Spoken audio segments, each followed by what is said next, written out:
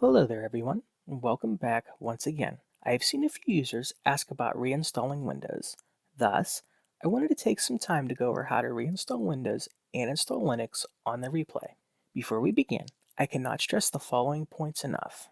First, as a disclaimer, that following this video has the possibility to damage your replay. You should not damage any hardware, but if not reinstalled correctly, it might not boot, and you'll have to start over again. I accept no responsibility if anything happens to your replay from following the video. If you intend to use the stock front end again, it is important, at the very least, that you back up the folders mentioned in my prior video. Even after backing them up this way, you might run into a hiccup or two restoring them back that will cause the front end to no longer function. On top of this, I have heard users mention that the replay front end will only activate a set number of times with your given key. A more fail-safe way to back up would be to create a full system image. While I have not done this myself, user parrottm, whose username I hope I'm pronouncing correctly, has detailed some options to accomplish a full system image on the community forum, and I will link to his post in the video's description. With that out of the way, we can begin. First off, we will want to back up any important files that we need to keep. We can either back them up to a USB flash drive, or we can copy them over to the hard drive in the replay bay if one is installed. Then, remove the bay after turning the replay off before starting the reinstall.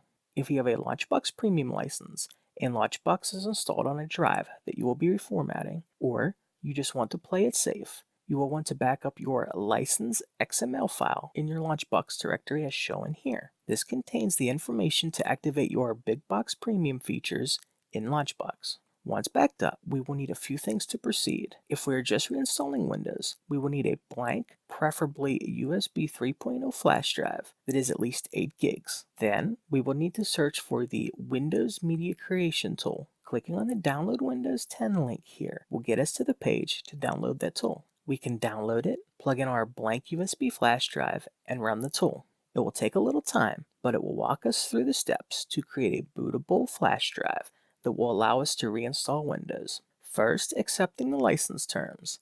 Next, selecting Create Installer Media. Then, selecting USB flash drive along with the drive to be written to. And finally, beginning the process. Depending on the speed of the flash drive used and your internet connection, this can take anywhere from 20 minutes to an hour or more. If possible, make sure to use a reputable brand USB 3.0 flash drive. Make sure it is plugged in to one of the two blue USB 3.0 ports on the replay, and it will also help to have a wired internet connection. Once the process is finished, we will need to restart the replay. As soon as the replay reboots, we will want to boot to the USB flash drive using one of the two methods. If we're using a wired USB keyboard, we can tap the F7 key a few times to access the boot menu, and then press enter on our USB flash drive. However, for some reason with my Logitech K400 wireless keyboard I have to hit escape to get into the BIOS screen, as it does not seem to register the F7 input during booting. Once in the BIOS screen, we can use the arrow keys to select the Save and Exit menu. Then, scroll down to our USB flash drive here and press enter. The replay should now boot off of our USB stick, and we will be greeted with the Windows 10 installation wizard. Most users will want to leave everything as it is. Press Next, and then click Install Now. After a moment, the setup process will begin. Now, we will want to agree to Microsoft's Terms of Service, and then select Install Windows Only. Now, at the partitioning screen, if we have more than just the eMMC installed, like if we've left the hard drive bay installed or have a memory card in, it is very important to pay attention to the drive number and size. For this instance, I have removed everything to be extra careful, so that all is available is my drive 0, the 32 gig eMMC drive. If you are going over to an mSATA from the eMMC, you might want to delete your eMMC partitions so that the boot manager isn't on the eMMC and the OS on the mSATA. This might cause problems down the road. So for this install, we're going to just erase all the partitions on drive 0. Once we press next, the installation will begin. Once the reinstall is finished, the replay will reboot and we will be greeted with the Windows setup screen.